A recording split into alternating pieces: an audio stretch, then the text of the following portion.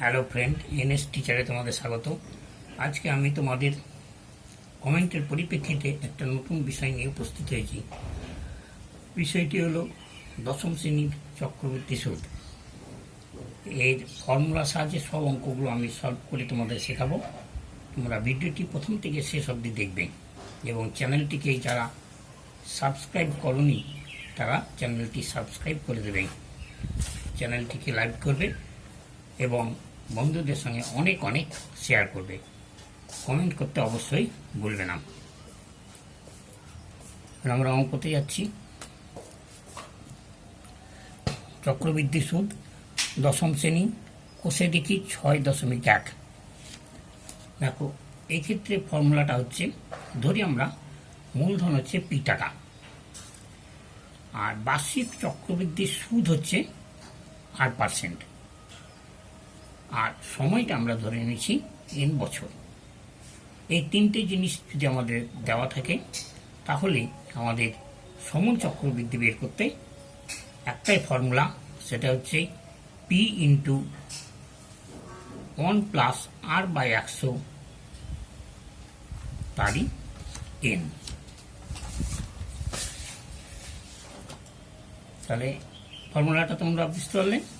তাহলে আবার বলে দিচ্ছি, পি হচ্ছে মূলধন বা আসল, আর আর হচ্ছে চক্রবৃদ্ধি সুদ, আর এন হচ্ছে সময়। এবার অঙ্কগুলো করলে তোমরা বুঝতে পারবে। কোষে দেখি 6.1 অঙ্কটা, আমার কাছে 5,000 টাকা আছে। আমি ওই টাকা একটি ব্যাংকে বার্ষিক 8.5 চক্রবৃদ্ধি সুদের হারে জমা রাখলাম। 2 বছরের শেষে সুদে আসলে মোট কত টাকা পাবো হিসাব করি। এটা আমাদের যেটা ফর্মুলা আছে ওই নিয়মেও হবে, আবার অন্য নিয়মেও হবে। তো আমরা অন্য নিয়মটা আগে দেখে নেই, সাধারণ নিয়ম, তারপর তখন পরের অঙ্কগুলো আমরা ফর্মুলাতে করব। দেখো, প্রথম বছরে আসল সময় 5,000 টাকা। তাহলে প্রথম বছরে 8.5% সুদ মানে হচ্ছে 5,000 ইন্টু 8.5 গণিত 1/100। তাহলে প্রথম বছরের শেষে আমরা সুদ পেলাম 425 টাকা। এবার দ্বিতীয় বছরের শুরুতেই আমাদের আসল হবে কত? 5,000 প্লাস এই 425 টাকা সমান হচ্ছে 5,425 টাকা। দ্বিতীয় বছরের সুদ কত হবে? 5,425 গণিত 8.5 গণিত 1/100। এটা যদি আমরা কাটাকাটি করি তাহলে আসবে 461.13 টাকা। এটা হচ্ছে আমাদের দ্বিতীয় বছরের সুদ। আমরা দ্বিতীয় বছরের সুদ পেয়ে গেছি। তাহলে দ্বিতীয় বছরের শেষে আসল হবে কত? আসলটা ছিল প্রথম বছরের শেষে যেটা আসল হয়েছিল 5,425 প্লাস সুদ 461 টাকা 13 পয়সা, সমানই হচ্ছে 5,886 টাকা 13 পয়সা। অর্থাৎ 2 বছরের শেষে সুদে আসলে আমরা মোট পেলাম 5,886 টাকা 13 পয়সা। এটা হচ্ছে আমাদের 1 নম্বর অঙ্কের উত্তর। দ্বিতীয় নম্বর অঙ্কটা যাই, এটা আমরা ফর্মুলাতে করছি। তাহলে দুটো নিয়মই তোমাদের শেখা হয়ে যাবে। 5,000 টাকা বার্ষিক 8% চক্রবৃদ্ধি সুদের হারে 3 বছরের সমন চক্রবৃদ্ধি কত হবে? তাহলে এখানে দেখো ফর্মুলাতে যে মূলধন পি বলে দিয়েছে 5,000 টাকা, সময় বলে দিয়েছে 3 বছর, বার্ষিক সুদের হার আর সমান হচ্ছে 8%। তাহলে 3 বছরের চক্রবৃদ্ধি সুদ সমন চক্রবৃদ্ধি সমান হচ্ছে, ফর্মুলাটা হচ্ছে আসল গণিত 1 প্লাস r/100 ইন্টু √10। তাহলে বসে দিলাম আসল সমান 5,000, 1 প্লাস 8/100, তারপর পাওয়ারে হচ্ছে 3। তাহলে এটা যদি আমরা ভগ্নাংশে যোগ করি তাহলে 100 লসাগু হবে, 100 প্লাস 8 3, এটা 5,000। তাহলে 108/100 3, তাহলে 108/100টা 3 বার হবে। দেখো 108/100, 108/100, 108/100 কি কি কাটছে দেখো, এখানে দুটো, একটা 3টে শূন্য, একটা দুটো 3টে শূন্য কাটলো, 5 দুগুণে 10 কেটে গেল।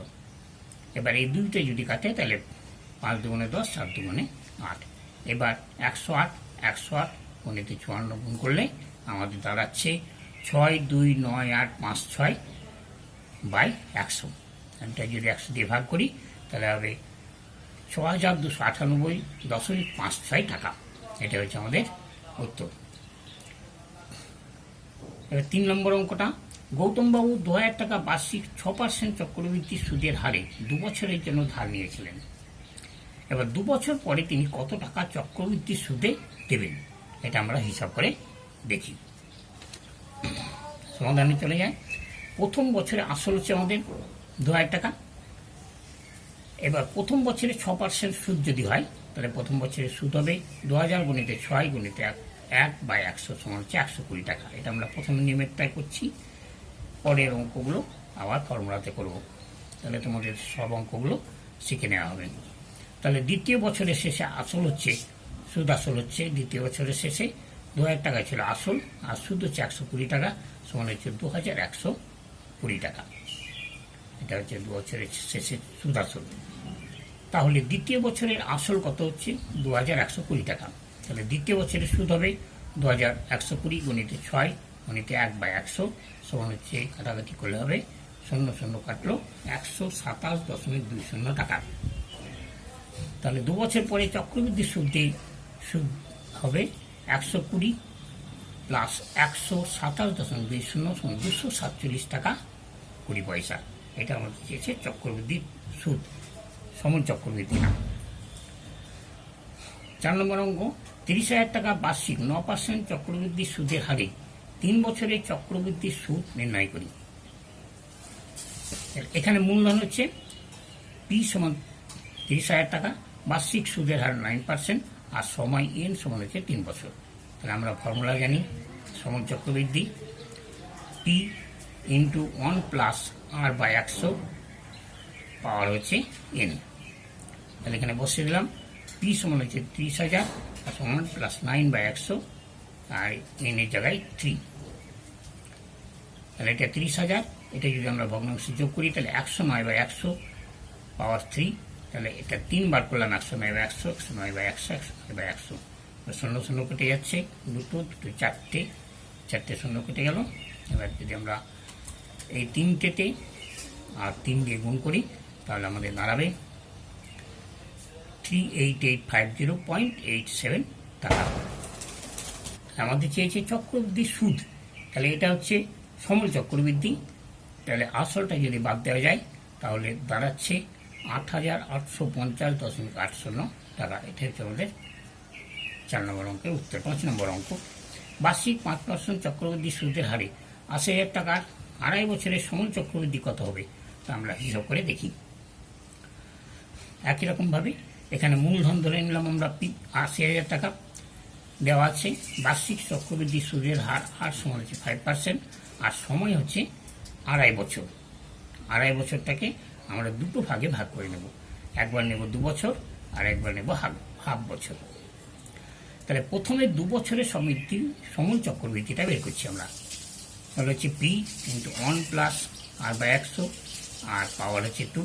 তাহলে 80,000 গণিত এটা যোগ করলে 105/100 পাওয়ার হচ্ছে 2। তাহলে 80,000 গণিত 105/100 গণিত 105/100, মানে 1টা 2টো 3টে 4টে 0 কাটলো। এটা দাঁড়াচ্ছে আমাদের, গুণ করলে দাঁড়াই 88,200 টাকা। তাহলে 2 বছরের শেষে মূলধন হচ্ছে আমাদের 88,200 টাকা। এবার আরও হাফ বছরের সুদ আছে, পরবর্তী হাফ বছরের সুদ হচ্ছে 88,200 টাকা হচ্ছে মূলধন, গণিত 5 গণিত 100 আর 1/2 1/2 হাফ বছরের। তাহলে হাফ বছরের সুদ 2 0 কাটলো, 2 দিয়ে কাটলো 441, তাহলে হচ্ছে 2,205 টাকা। তাহলে এটা বেরিয়েছিল 2 বছরের সুদ আসল, আর এটা বেরোলো একবার পরবর্তী 1 বছরের জন্য। তাহলে 2 বছরের সমন চক্রবৃদ্ধি হবে 88,200 প্লাস হচ্ছে 2,205 টাকা সমান হচ্ছে 90,405 টাকা। তাহলে এটাই হচ্ছে আমাদের উত্তর। 6 নম্বর অঙ্ক, এবং এটাই আমাদের শেষ অঙ্ক। সন্ধ্যাদেবী বার্ষিক 8% চক্রবৃদ্ধি সুদের হারে কিছু টাকা 2 বছরের জন্য ধার করেন। চক্রবৃদ্ধি সুদ 2,496 টাকা হলে সন্ধ্যাদেবী কত টাকা ধার করেছিলেন নির্ণয় করি।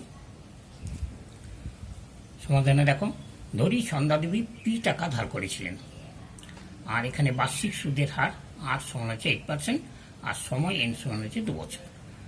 আর চক্রবৃদ্ধি সুদটা আমাদের বলে দিয়েছে। আমাদের উত্তরটা চেয়েছে যে তিনি কত টাকা ধার করেছিলেন, অর্থাৎ মূলধনটা, আসলটা। তাহলে আমাদের ফর্মুলা হচ্ছে পি, সময় চক্রবৃদ্ধি formula P into 1 plus r/100 পাওয়ার হচ্ছে এন। তাহলে এটা হচ্ছে সময় চক্রবৃদ্ধি, তার থেকে আমাদের বাদ যাচ্ছে আসলটা, মূলধনটা, তাহলে দাঁড়াচ্ছে চক্রবৃদ্ধি সুদ। তাহলে এইটা বিযুক্ত পি সমান হচ্ছে 2648 শর্ত অনুসারে। এবার এটা যদি ক্যালকুলেশন করি, 100/100 100/100 মাইনাস পি সমান হচ্ছে 2648। এটা যদি গুণ করি তাহলে 11,664 বাই 10,000 বিযুক্ত 1 সমান হচ্ছে 22648। তাহলে এটা যদি আমরা ভগ্নাংশে বিয়োগ করি তাহলে বেরোবে 1664 বাই 10,000 সমান হচ্ছে 2,648। তাহলে পি সমানই হচ্ছে 2648 গণিত 10,000 বাই 1664। এটা যদি কাটাকাটি করি তাহলে এটা হয় 1.5। তাই 1.5কে 10,000 দিয়ে গুণ করলে 15,000 টাকা, অর্থাৎ সন্ধ্যা দেবী 15,000 টাকা ধার করেছিলেন। এটা হচ্ছে আমাদের উত্তর। আমাদের অঙ্ক এখানে শেষ করছি। এবার ভিডিওটি যদি তোমাদের ভালো লেগে থাকে তাহলে তোমরা অবশ্যই কমেন্ট করবে, এবং তোমাদের সকলকে অনেক অনেক শুভেচ্ছা জানিয়ে পরবর্তী ভিডিওতে দেখা হওয়ার জন্য প্রতিশ্রুতি দিয়ে বিদায় দিচ্ছি।